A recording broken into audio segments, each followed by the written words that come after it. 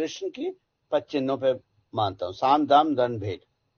लेकिन 2014 के बाद क्या हुआ? दादरी कांड, रोहित वेमुला कांड, उसके बाद बहुत सारे बीच में कांड, फिर रेप्स, फिर आपका सीए, फिर एनआरसी, फिर फार्म्स लॉ, फिर दुनिया भर का और आज अडानी को लेके बैठे हैं।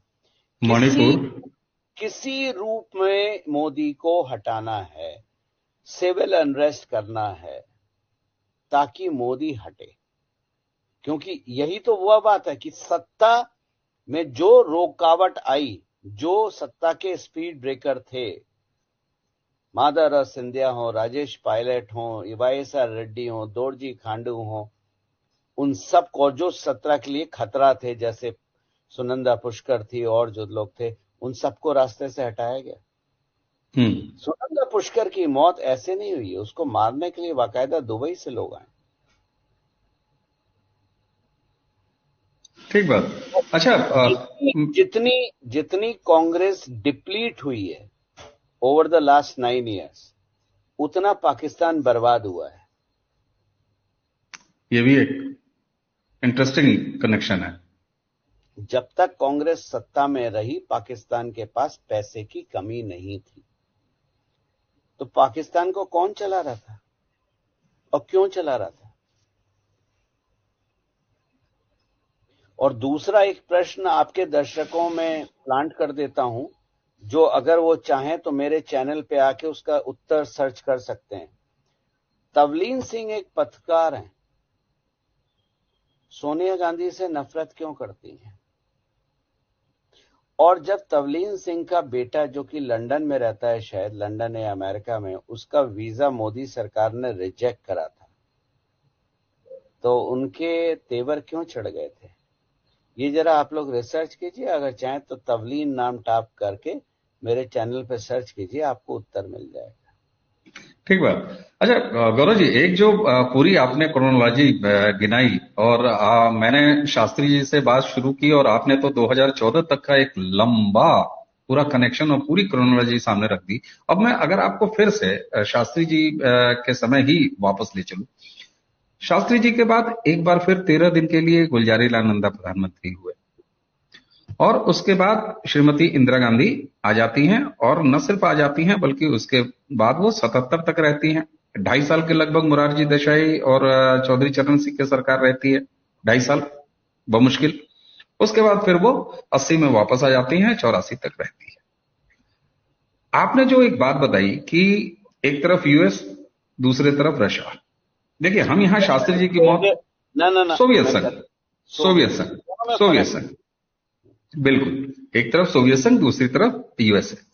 ठीक है, हम यहाँ पर शास्त्री जी की मौत कैसे हुई, किन परिस्थितियों में हुई, उस पर तमाम हैं, देवधर साहब की किताब है, बहुत सारी चीजें हैं उस पर, जो है बहुत सारे लोगों ने लिखा है, कितने संदेह हैं, वो सारी चीजें हैं। लेकिन मैं ये जानना चाह रहा था कि क्या पैराडाइम शिफ्ट आया जब पीएमओ में फुल फ्लेज्ड श्रीमती इंदिरा गांधी आई। अच्छा, दर्शकों के लिए भी एक चीज बता दूं, शास्त्री जी जब ताशकंद जा रहे थे तो उन्होंने अपने एक मंत्री को अपने कैबिनेट से सैक किया था, और उसी समय ये बड़ी स्ट्रांग फीलिंग थी, और उन्होंने अपने नजदीकी लोगों से ये संदेश भी लीक कर दिया था कि मैं लौट के आऊंगा तो श्रीमती इंदिरा गांधी को ब्रिटेन भेज दूंगा, हाई कमीशन में कैबिनेट से हटा दूंगा। इन सारी चीजों के बाद पीएमओ में श्रीमती इंदिरा के आने के बाद और 84 तक रहने, 2.5 साल छोड़ दीजिए आप जनता पार्टी के और चौधरी चरण सिंह के, ऐसा क्या पैराडाइम शिफ्ट हुआ और उसका क्या असर हुआ भारत पर? आपने जब शास्त्री जी की बात करी, एक और बहुत इंपॉर्टेंट कोइंसिडेंस है जो जनता को जानना जरूरी है, और उससे जानने से पूरी तस्वीर भी साफ हो जाती है। शास्त्री जी के बाद किसकी मौत हुई थी 15 दिन के बाद? अचानक मेरे ध्यान में नहीं आ रहा। होमी जहांगीर बाबा। ओहो, यस यस, और वाज इट कोइंसिडेंट? ठीक है, क्या करते थे वो, आप बताइए मेरे को, क्या थे वो? भारत के आज जो कुछ भी रक्षा है और जो कुछ भी भारत का परमाणु कार्यक्रम है, वो उनकी वजह से। ठीक। सारा भाई? अंतरिक्ष। अंतरिक्ष, ठीक। अब मैंने आपको बोला कलाम से नफरत करती थी सोनिया जी। जब क्रायोजेनिक इंजन बन रहा था, प्रोटोटाइप तैयार हो गया था और सक्सेस हो गई थी, उसको बनाना था, तो किसको जेल करा गया? नामबियार साहब। नंबी नारायण सर को, इसरो के साइंटिस्ट को। नंबी नारायण को जेल किसने भेजा? श्री कुमार आईपीएस।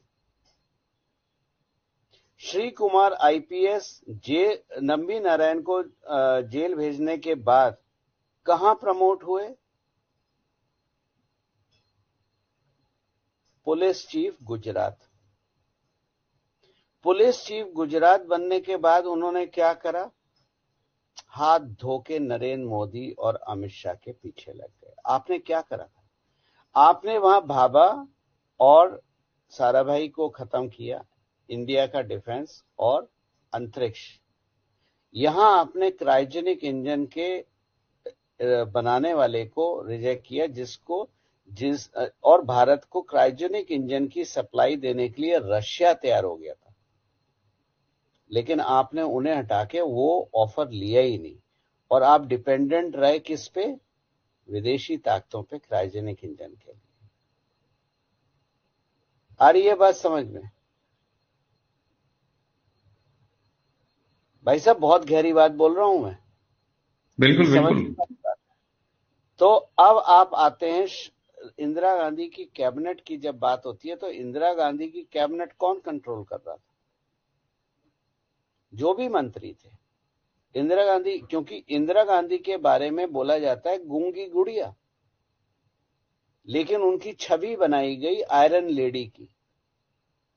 सैम मानेकशॉ अगर मजबूत नहीं होते तो इंदिरा गांधी तो बांग्लादेश लड़ाई लड़ने की हैसियत ही नहीं थी उनकी।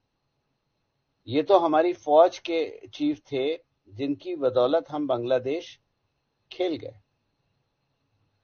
और उसके बाद क्या हुआ? उसके बाद आपने समझौता करा और पाकिस्तानी सोल्जर्स को फ्री में छोड़ दिया, अपने सोल्जर्स मांगे ही नहीं। तो 1968 फरवरी के बाद 26 मई 2014 तक भारत को कौन चला रहा था? दुनिया में मैंने आपको जैसा कहा, मैं कई बार समझाता हूं, जो एक अचूक हथियार है, और ये आज का नहीं है, सदियों से, हजारों सालों से है, वो एक महिला होती है, जिसको आज आप हनी ट्रैप के नाम से भी जानते हैं। जितने भी रक्षा के केसेस हैं, चाहे इसरो साइंटिस्ट हो, चाहे फौज के हो, चाहे नेवी के हो, अफसर जो पकड़े जाते हैं, सब हनी ट्रैप में होते हैं ना। सबके पीछे एक महिला का ही हाथ होता है ना। तो भाई साहब मेरे को ये बात बता दीजिए, फरवरी 1968 से 26 मई 2014 तक भारत को चला कौन रहा था? भारत को चला रहा था सीआईए, और सीआईए का जो घोड़ा है उसका नाम है आईएसआई।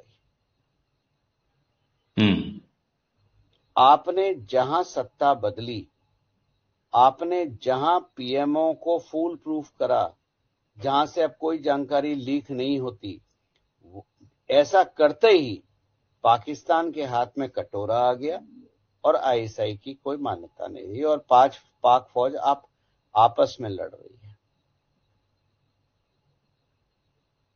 आपने कंट्रोल हटाया था केवल। अच्छा, आप इसको 68 से ही लेके चलेंगे या इसको शास्त्री जी के ठीक बाद से लेके चलेंगे? नहीं, मैं इसको शास्त्री जी के पास से लेके चलूंगा, क्योंकि वो एजेंसीज की लड़ाई थी। केजीबी कंट्रोल करे या सीआईए भारत को कंट्रोल करे, क्योंकि भारत में असीम संपदा थी। भारत जितना गरीब रहेगा, इन्हीं का फायदा है। भारत गरीब रहेगा, भिखमंगा रहेगा, तो फायदा सीआईए और अमेरिका का है। मजबूत और उत्कृष्ट भारत किसी को नहीं भाता, क्योंकि उनकी दुकानें बंद हो जाएंगी, व्यापार बंद हो जाएगा। तो शास्त्री जी, और उसके बाद वो लड़ाई थी शास्त्री जी के हत्या पे कि मैं हत्या शब्द इस्तेमाल कर रहा हूं, मौत नहीं कर रहा। शास्त्री जी की हत्या का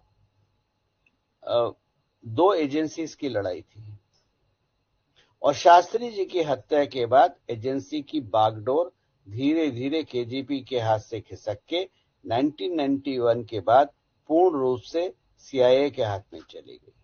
और 1991 में जब केजीबी टूटी, तो केजीबी के जो आपके वो थे, सोवियत संघ तो कम्युनिस्ट था ना, तो जी, सोवियत संघ कम्युनिस्ट था।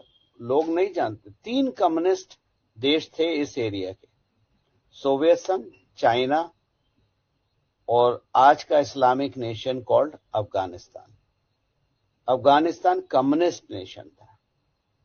सोवियत संघ की लड़ाई अफगानिस्तान में क्या थी कि अफगानिस्तान सीआईए के हाथ में ना चला जाए,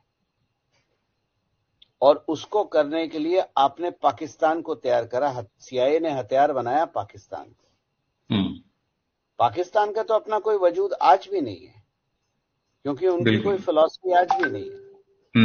तो ये एजेंसियों की लड़ाई समझ में आ रही है, बिल्कुल समझ में आ रही है। अब मैं उसके बाद 1991 के बाद जब सोवियत संघ टूटा, तो कम्युनिस्ट का इकलौता झंडा किसके हाथ में चला गया? चाइना के चाइना का। तो अब आपको समझ में आ रहा है कि 2008 में जो राहुल गांधी ने एमओयू साइन करा था चाइना के साथ व्यक्तिगत तौर पे, क्या था वो? भारत को बेचने की तैयारी, क्योंकि उन्हें पता था सत्ता तो हमारे ही हाथ में रहेगी। दाएं बाएं जोड़ घटा करके जैसा भी करें, पर सत्ता तो हमारे ही हाथ में रहेगी। हम इस सत्ता को भोगने के लिए ही पैदा हुए हैं। लेकिन भला हो भारत की जनता का, भारत के जगने वाले सनातनियों का, कि हमने 26 मई 2014 को उनको उखाड़ के फेंक दिया। और ये विचलितता जो आप देखते हैं आज राहुल गांधी और सोनिया गांधी में, ये और कुछ नहीं है, ये वो 16 मई 2014 का रिजल्ट है जो उनको विचलित करे हुए हो। और जितना ये लोग कब्र खोदने की कोशिश करेंगे, ये खुद उतने कब्र में घुसते चले जा रहे हैं। इसीलिए मैं बोलता हूं कि भारत आजाद हुआ था 26 मई 2014 को। ये एक संकेत के रूप में आपने बहुत बड़ी बात कही है कि भारत 2014 के साल में आजाद हुआ। तो अब तक जितनी बातें आपसे, और उसको आप कोई भी नकार नहीं सकता, क्योंकि एक पूरी क्रोनोलॉजी बिल्कुल साफ सुथरी लाइन और बड़ी क्लियर दिखाई देती है। तो क्या ये मान लिया जाए कि 11 जनवरी 1966 से ही 2014 तक, ये अलग बात है कि इंदिरा जी के समय में वो 2 एजेंसियों का मामला था, लेकिन था तो विदेशी का ही। और तब से लेके 1966 से 2014 तक भारत के हाथ में था ही नहीं, भारत के हाथ में नहीं था। आप कोई पॉलिसी उठा के देख लीजिए गवर्नमेंट की, अगर आप डीप स्टडी करेंगे तो पॉलिसी का फायदा भारत में रक्षा, क्या वैज्ञानिकों की कमी है? जिस इसरो को शुरू करा था विक्रम साराभाई ने, वो इसरो क्या इतनी काबिलियत नहीं रखती थी कि अपनी सैटेलाइट अपने आप भेज सके? लेकिन आपको याद होगा, हम फ्रेंच गुयाना से भेजते थे, हम भारत से नहीं भेजते थे। नहीं भेजते।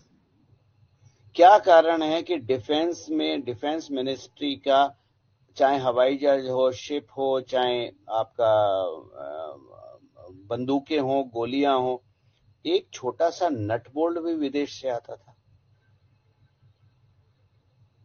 तो समझ में आ रहा है ये पूरी, मुझे लग रहा है कि दर्शक भी जब ये पूरी क्रोनोलॉजी जोड़ेंगे तो ये बिल्कुल साफ हो जा रहा है। क्या कारण है कि सीड भी बाहर से आते थे, किसान की अगर हम बात करें? क्या कारण है कि फर्टिलाइजर भी हमें इंपोर्ट करना पड़ता था?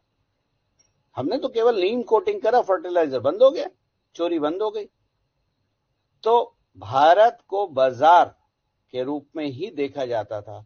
और यही कारण है कि संसद में खड़े होके राहुल गांधी ने बोला था, मेक इन इंडिया फ्लॉप है, मेक इन इंडिया संभव नहीं है, मेक इन इंडिया हो ही नहीं सकता। आ गई आपको बात समझ में? ये 2008 का एमओयू है। ये खानदान में तो भारत को बेचने की प्रवृत्ति रही है, और ये प्रवृत्ति खानदान में आज से नहीं रही है, ये नेहरू जी के टाइम से रही है। शास्त्री जी के समय उसको थोड़ा सा ब्रेक मिला था, और उस ब्रेक के लगते ही शास्त्री जी को भी निपटा दिया गया। शास्त्री जी की अगर टेन्योर को मैं देखूं, अगर मुझसे कोई डिफाइन करे, तो वो टर्निंग मोमेंट था जो आपने भारत में 26 मई 2014 को महसूस किया। ये बिल्कुल शास्त्री जी का टर्निंग पॉइंट इतने साल डिले होके 26 मई 2014 को पूर्ण हुआ। बहुत बड़ी बात। अगर शास्त्री जी की डेथ नहीं होती तो आज का भारत कुछ और होता, और अगर कॉन्स्टिट्यूएंट असेंबली का रिजल्ट माना जाता तो 15 अगस्त 1947 को सरदार पटेल प्रधानमंत्री होते, और अगर असली में गांधी जी ने टांग ना अड़ाई होती तो भारत 1943 में आजाद होता और श्री सुभाष चंद्र बोस भारत के प्रथम प्रधानमंत्री होते। गौरव जी, ये सारी चीजें जिस तरीके से क्रमवार और एकदम बिल्कुल जिसको कहते हैं ना कि एक लाइन, एक सिरे से बिल्कुल जोड़ देना, एक जंजीर तैयार कर देना, मुझे लगता है कि इस पूरी बातचीत को सुनने के बाद हम कोई निष्कर्ष रखें इसकी कोई आवश्यकता ही नहीं है। दर्शक खुद उन सारी चीजों को जब एक कड़ी को दूसरे कड़ी से जोड़ेंगे तो 1947 से शुरू हुई कहानी, जो कि 2 साल के लगभग शास्त्री जी में ब्रेक पाती है, उसके बाद सीधे 2014 में आके खत्म होती है। गौरव जी, ये एक ऐसा एंगल था, मुझे लगता है कि दर्शकों को बहुत सारी चीजें इस चर्चा को सुनने के बाद गुनने और बुनने के लिए एक जमीन तैयार करेगी, और उनकी खुद की अपनी एक बिल्कुल खुद का सोचा, खुद की एक समझ कायम होगी। हमने और आपने इस चर्चा में केवल उनके बिंदु दे दिए हैं, जैसे कहते हैं ना, डॉट्स आपने खींच दिए हैं। अगर उस सारे डॉट्स को कवर किया जाएगा तो दर्शक बहुत आराम से आपकी कही गई बात को वास्तविक रूप से न सिर्फ समझ पाएंगे बल्कि उसका मिलान भी भारत की टेम्पलेट से कर पाएंगे, और तब पता लगेगा कि 2014 में अगर भारत में राष्ट्रीय स्तर पर सत्ता परिवर्तन नहीं होता तो आज भारत कहां होता। जी, आप कुछ कंक्लूड करेंगे? जी, मैंने केवल डॉट आपको दिए हैं और एक पिक्चर बना के दिखाई है, जो एक डेटा साइंटिस्ट का काम होता है, एक एज ए स्टोरी टेलर। आप खुद अपना गूगल खोलिए, रिसर्च कीजिए, जो डेट्स हैं वो रिसर्च कीजिए। अगर आपको डेट्स चाहिए तो मैं आपको डेट्स भी बता सकता हूं। आप उन डेट का क्रोनोलॉजी अगर आप समझ ले तो जैसे 11 जनवरी 1966 शास्त्री जी, 26 फरवरी 1968 सोनिया गांधी का विवाह, 31 अक्टूबर 1984, 21 मई 1991, 11 जून 2000, 30 सितंबर 2001, 27 फरवरी 2002, 2 सितंबर 2009, ये सारी डेथ डेट्स हैं। और अब आप ये डेट लेके अगर आप इनको रिसर्च करेंगे तो आप पिक्चर साफ अपनी बना सकते हैं।